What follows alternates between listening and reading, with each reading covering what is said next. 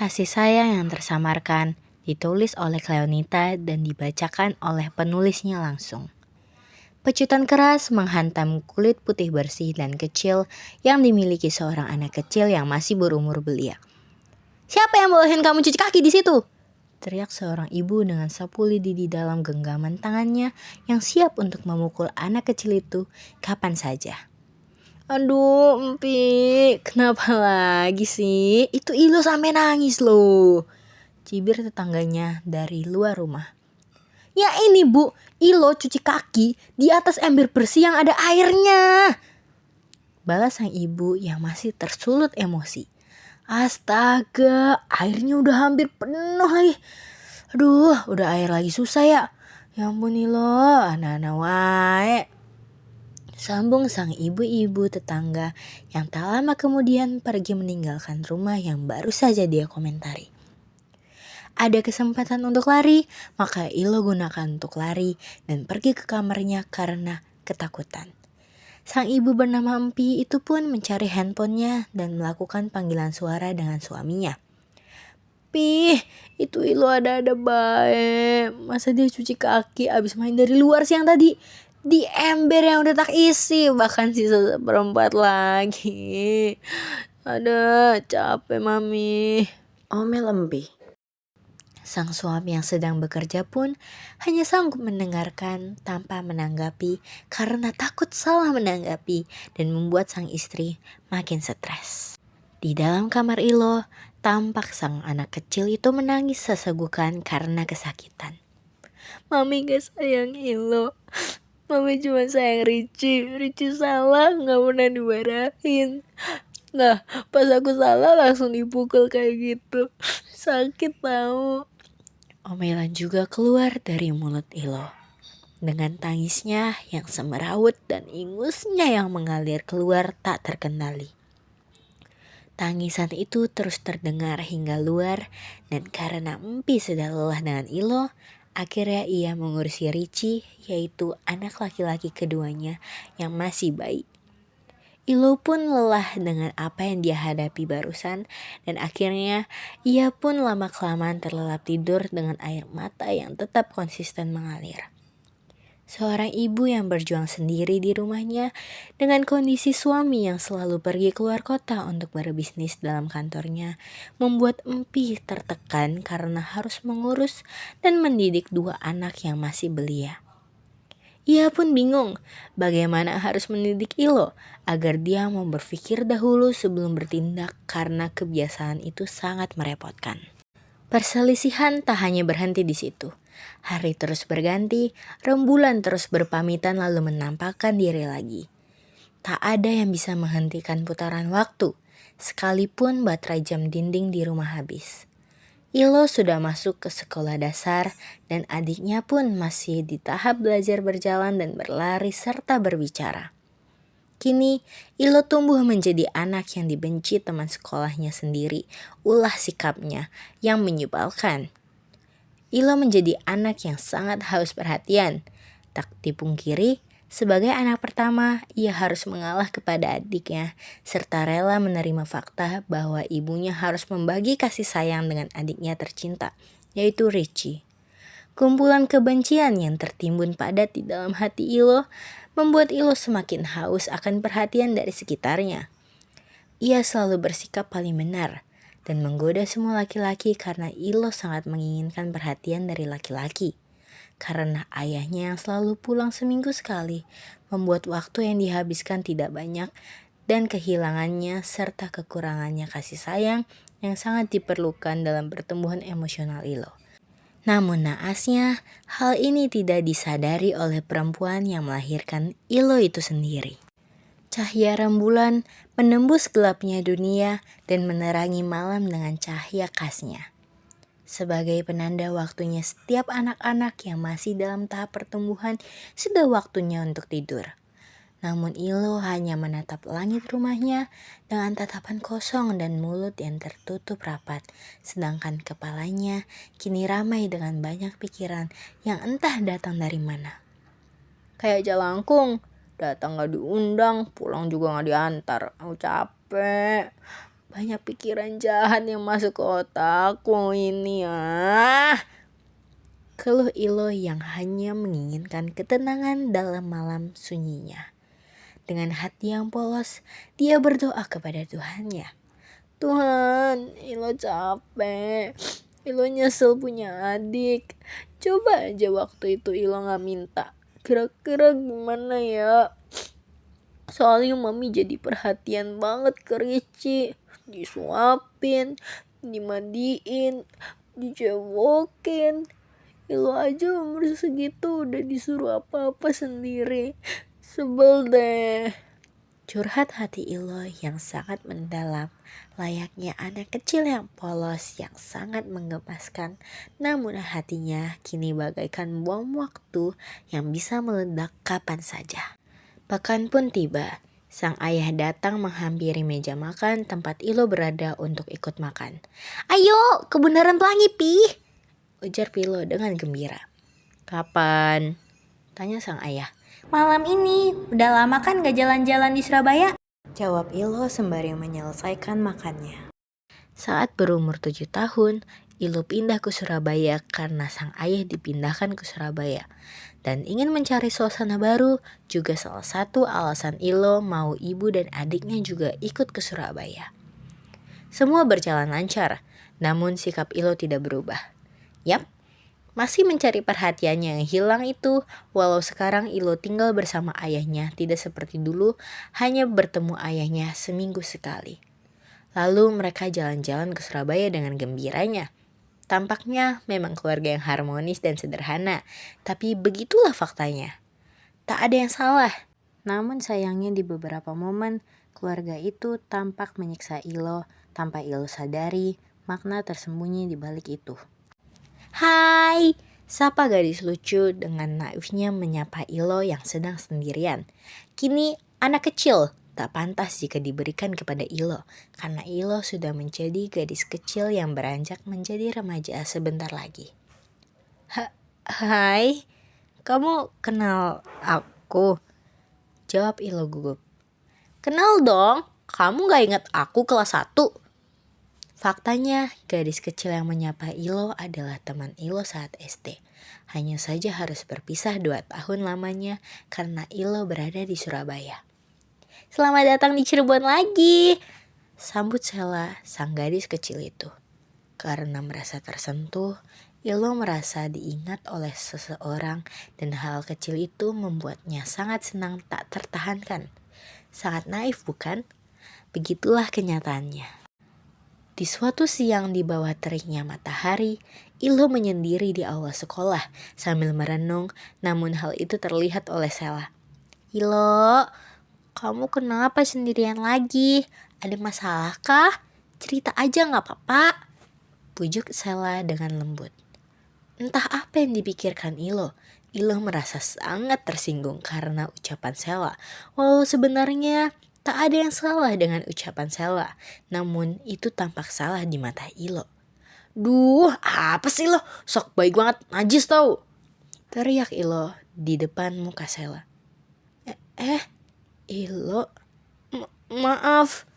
Tak selang lama, Sela mengumpulkan banyak air mata di dalam matanya sendiri yang tampak akan menetes jika kedipan terjadi di mata Sela. Tak selang lama, Ilo langsung menyadari perbuatannya itu. Sela, aku minta maaf. Aku gak sengaja, bukan gitu. Ilo langsung menjelaskan dengan panik dan memeluk Sela. Maaf. Terus diucapkan Ilo kepada Sela. Namun Sela melepaskan pelukan dari Ilo dan pergi berlari meninggalkan Ilo. Yap, ketika di saat tertentu, ada kalanya perasaan yang tertimbun bagaikan bom waktu yang bisa meledak kapan saja sesuai maksimum batasnya. Kini Ilo hanya sendirian di aula kosong itu seperti awal, namun perasaannya tak seperti awal dia sendirian. Hal yang begitu rumit bagaikan benang merah yang tak ada jalan keluarnya kini bersarang di hati dan pikiran Ilo. Tak ada pikiran jernih yang bisa dipikirkan oleh Ilo. Jangan ceroboh coba. Pikirin dulu baru ngomong. Jangan asal ceplos-ceplos. Sepintas kalimat yang terlintas di otak Ilo dan itu adalah kata-kata dari sang ibu ketika Ilo meneriaki adiknya di rumah. Bodohnya aku. Guman Ilo. Tanpa pikir panjang, ia berlari meninggalkan aula itu dan mengejar Sela. Ilo meninggalkan aula, namun tanpa ia sadari bahwa sebenarnya ia juga meninggalkan kesendiriannya yang selalu ia bangun tanpa sadar dan memperburuk dirinya sendiri. Ilo berlari ke sana kemari demi mencari Sela dan akhirnya menemukan Sela berada di ruang kelas yang dikerumuni oleh teman-temannya karena Sela menangis. "Kamu kenapa?" tanya temannya. "Loh, Sela, kenapa nangis?" tanya teman yang lain. Semua orang tampak mempedulikan Sela. Pertanyaan demi pertanyaan pun datang menghampiri Sela, menanyakan alasan kenapa Sela menangis. "Gak apa-apa, pengen nangis aja.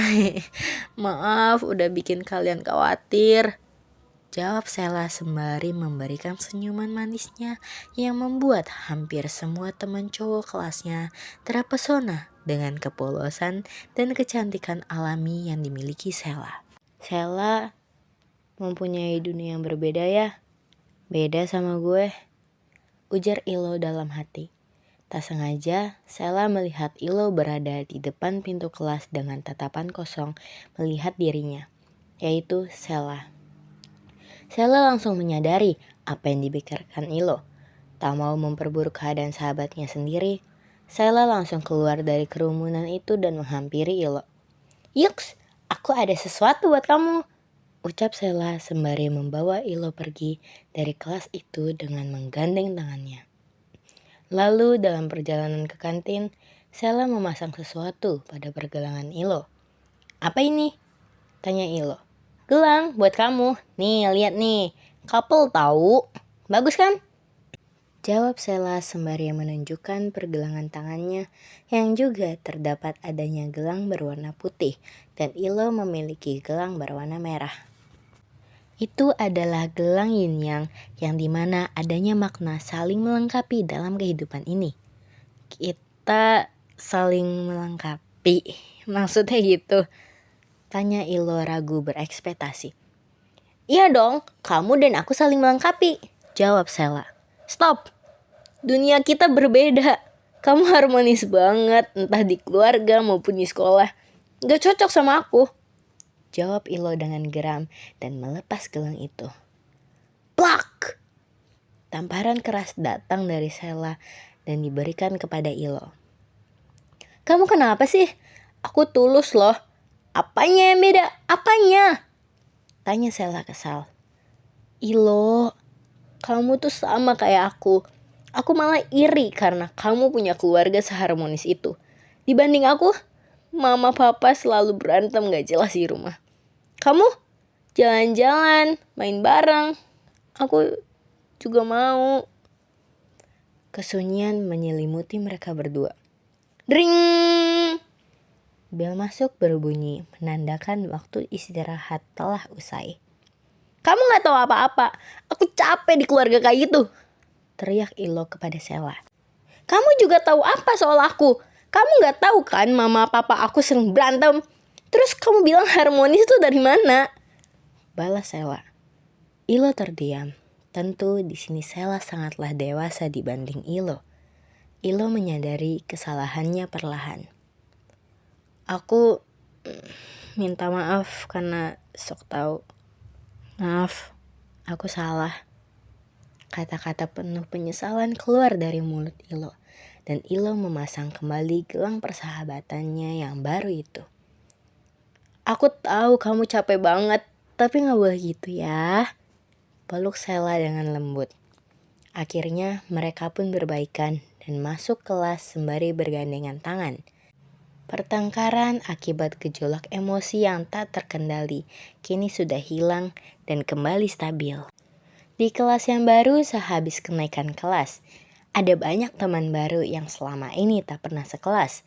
Namun Ilo tetap hanya memiliki Sela seorang.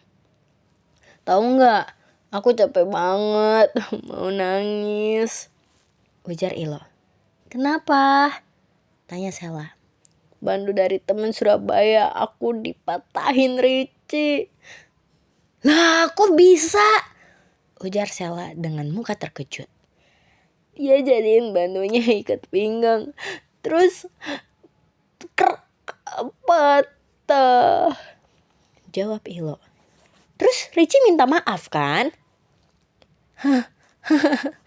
Boro-boro minta maaf. Muka dia aja gak ngerasa bersalah. Gimana mau minta maaf? Anak umur 7 tahun lagi nakal-nakalnya ya. Jawab Ilo dengan linang air mata yang terbendung di matanya itu. Loh, terus mami kamu gimana? Tanya Sela. Mami diem aja. Bahkan nyuruh aku buat ikhlasin aja. Gini ya. Jadi anak sulung. Kini label anak sulung yang dimiliki Ilo membuat Ilo muak.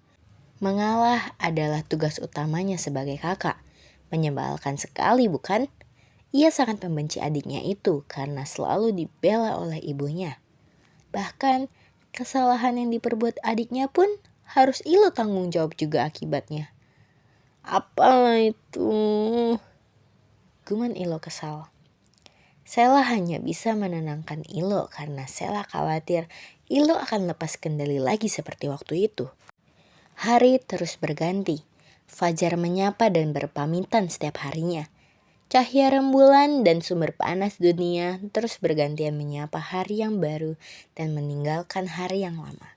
1 tahun, 2 tahun, 3 tahun, 4 tahun berlalu begitu cepat tak terasa. Kini Ilo sudah menjadi remaja berumur 14 tahun. Waktu memang tak bisa dihentikan sekalipun jam dinding berhenti karena kehabisan baterai. Sistem didikan yang sama, sekolah yang berganti teman kelas tiap tahun tetap terjalankan dengan konsisten dalam hidup Ilo. Ia harus tetap menjadi anak sulung yang mengalah kepada adiknya setiap saat tanpa bisa melawan. Sampai di satu titik, kini sudah tak tertahankan. Mami sita lo ya HP-nya ya, Ricci. Mandi gak? Teriak seorang ibu. Ya, ntar. Jawab Ricci sembari melanjutkan permainan di handphone barunya itu. Iri adalah perasaan yang dominan di hati Ilo. Ilo baru mendapatkan handphone ketika berumur 14 tahun, sedangkan Ricci 10 tahun. Rasanya tidak adil. Waktu terus berputar tapi Ricci tetap bermain handphone barunya itu. Tak kuasa menahan amarah sang ibu, kini sang ibu kembali berteriak sembari mengambil handphone dari tangan Ilo dan Ricci.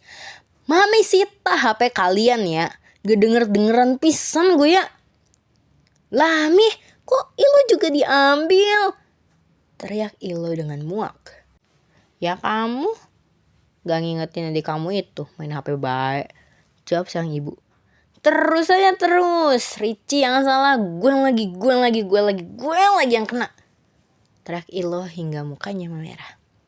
Ilo langsung berlari meninggalkan sang ibu dan pergi ke kamarnya di lantai 2 rumahnya. Masuk ke kamar, meringkuk dan memeluk guling kesayangannya yang sudah menjadi saksi bisu dari tangisan Ilo setiap Ilo menangis. Hanya guling yang bisa ia peluk di rumahnya kapanpun dia mau. Kejadian itu tidak hanya terjadi sekali 2 kali saja. Hal ini membuat Ilo benar-benar muak. Bunuh diri kayak apa ya? Pakai pisau sakit weh. Kalau gantung diri tapi gak ada tempatnya. Kalau nabrakin diri ke mobil, gimana ya? Mending kalau langsung mati. Tapi kalau cacat gimana? Pikir Ilo di dalam benak kecilnya itu. Hendaknya kalian semua menyayangi nyawa kalian sendiri. Karena itu adalah nyawa yang diberikan oleh Allah. Ucap pendeta yang sedang berdiri di atas mimbar. Walau sedang di gereja, Ilo tak merasakan adanya hadirat Tuhan yang menyelimuti Ilo. Hanya pikiran jahat untuk mengakhiri hidup yang berputar-putar dan memeluk erat Ilo layaknya dicintai oleh kebencian. Ibadah pun terus berlanjut sampai di satu titik. Yang mau didoakan silahkan maju ke depan. Apapun pergumulanmu, Tuhan tahu kapasitas kalian sejauh mana. Dan itu semua udah dalam rancangan Tuhan. Jangan sekiranya kalian semua sekali-sekali mencoba mengakhiri hidup, ujar pendeta yang membuat mata Ilo terbelak lebar terkejut. Entah kebetulan atau apapun itu, tapi itu sangat relate dengan keadaan Ilo sekarang. Ilo sangat ingin maju untuk didoakan, tapi tidak ada yang maju. Akhirnya perlahan, satu demi satu, dua demi dua, remaja-remaja yang memberanikan diri untuk didoakan maju satu persatu. Ilo pun ikut maju karena akhirnya Ilo memiliki teman untuk maju. Karena malu jika harus maju sendirian. kalanya engkau ingin mengakhiri hidupmu, hempaskanlah jauh dari diri anak polos ini ya Tuhan. Hamba-Mu ini mengetahui apa yang Kau rencanakan untuk anak ini. Bukan sekedar rancangan biasa, tapi suatu hal yang akan terjadi karena anak ini berhasil mengubah segalanya. Talenta yang tak semua orang miliki, namun anak ini memilikinya.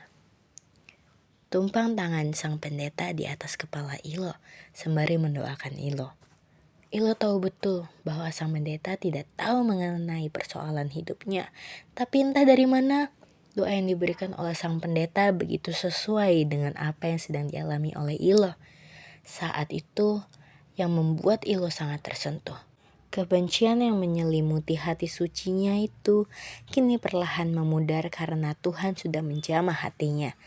Pikiran untuk mengakhiri hidup sempat hilang, namun kembali datang tak lama setelah Ilo pulang ke rumah. Richie kembali dimarahi oleh sang ibu karena sudah kelamaan bermain handphone dan akhirnya dibatasi hanya boleh bermain handphone 2 jam sehari. Hal ini juga secara otomatis berlaku untuk Ilo. Ilo, jadikan les keyboardnya nanti. Tanya sang ayah dan ibu memastikan karena mereka tahu bahwa Ilo bisa bermain keyboard dan membelikan keyboard seharga iPhone 13 Pro Max. Karena merasa sayang dengan bakat yang dimiliki Ilo, akhirnya kedua orang itu mendaftarkan Ilo les. Namun itu bukanlah hal yang diinginkan Ilo. Ilo bisa bermain keyboard sekedar hobi karena menyukai alunan lagu. Tapi bukan berarti ia ingin terus bermain keyboard. Ia hanya bermain ketika sedih dan menuangkan kesedihan tersebut dalam alunan lagu itu. Les bukanlah hak yang diinginkannya, maka ia menolak. Namun sang ayah kini tetap memaksa karena sang ibu sudah malas memaksa Ilo yang cukup keras kepala itu. Ilo pun merasakan adanya paksaan dan semakin dipaksa, maka Ilo juga semakin keras melawan. Sang ayah justru menyalahkan Ilo karena jika memang sudah tak ada niat, seharusnya sang ayah tidak membelikan keyboard mahal itu. Merasa disalahkan terus-menerus, akhirnya Ilo meninggalkan sang ayah yang berada di ruang tamu dan Ilo berlari ke kamarnya di lantai 2 dan seperti biasa. Ilo memeluk guling kesayangannya. Pikiran jahat kembali bermunculan satu persatu. Apa yang ia gumankan saat di gereja kembali dia gumankan dengan pelan, membuatnya sangat terpuruk dan tekadnya untuk mengakhiri hidup lama-kelamaan menjadi matang. Namun sang ibu menghampiri lantai 2 tanpa disadari Ilo dan melihat Ilo yang bergumam tak jelas berkata apa. Ilo merasa ada seseorang yang memperhatikannya, lalu ia berhenti bergumam dan menutup mulutnya rapat-rapat. Dirasa Ilo sudah menyadari keberadaan ibunya, sang ibu menghampiri Ilo dan memeluknya. "Guman apa kamu tadi?" Ilo pun tak menjawab apa-apa dan hanya diam. Sang ibu terus membujuknya dan menasihatinya. "Mami itu sayang sama Ilo. Mami gak mau Ilo jadi anak yang itu-itu aja. Tuhan memberikan kepada Ilo talenta yang banyak. Tapi Mami suka musik. Jadi Mami mau Ilo bisa mendalami musik. Ilo memang terlahir dengan banyak bakat. Ilo bisa menari, bernyanyi, bermain keyboard, menggambar, olahraga, dan masih banyak lagi.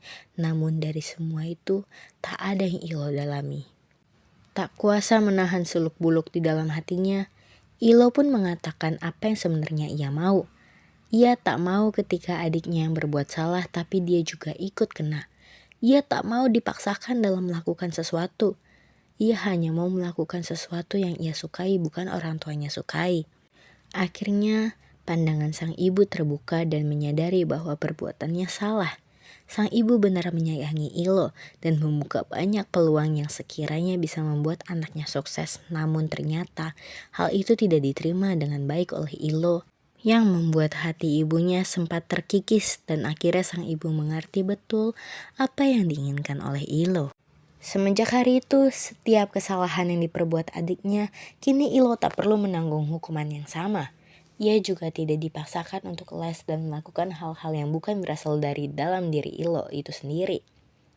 Hal ini sangat membawa perubahan yang sangat besar bagi Ilo. Nilai akademik Ilo perlahan meningkat dan ia menjadi semangat belajar. Ia juga banyak belajar dari hal-hal baru. Memang banyak tugas sekolah, namun ia memiliki caranya sendiri untuk mengaturnya dengan baik. Ia selalu mencatat poin-poin penting dari materi itu dan memahaminya dengan baik dan selalu bertanya jika ada yang tidak dimengerti. Gongxi fa cai! Sambut kakek dan nenek Ilo menyambut keluarga kecil Ilo. Hari raya sudah tiba dan berjalan seperti biasa. Namun di dalam hati Ilo ada yang berbeda. Bukan dari bagaimana adat berjalan sebagaimana mestinya, tapi perasaan Ilo itu sendiri. Kini ada perasaan yang berbeda. Ia merayakan bersama keluarganya tanpa rasa kebencian dan pikiran aneh. Ia menjalankannya dengan penuh kebebasan.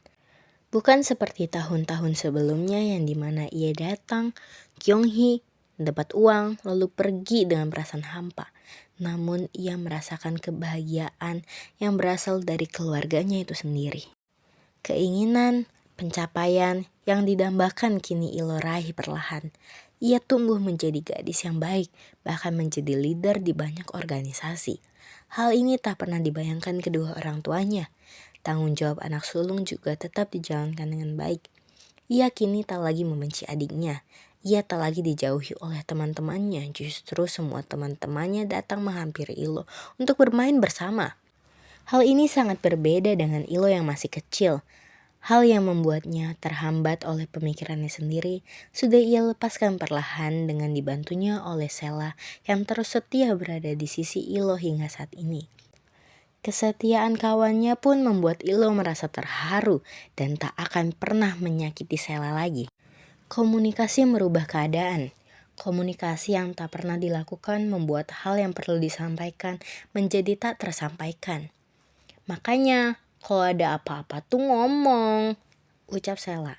Dan kini keduanya tumbuh menjadi gadis yang dewasa secara pemikiran dan perasaan.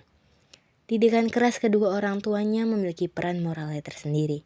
Terkadang kita memang lupa bahwa mereka juga pertama kali menjadi orang tua yang tetap perlu mengalami proses belajar bagaimana menjadi orang tua yang baik.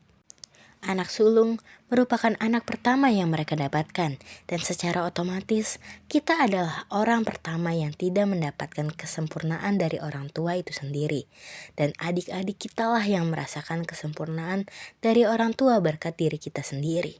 Dan ada kalanya juga kita sangat menuntut orang tua kita untuk selalu menjadi yang terbaik, padahal mereka memiliki versi terbaik mereka sendiri. Didikannya yang samar tampak seperti penyiksaan, namun terkadang pembelajaran itu datang dari siksaan itu sendiri.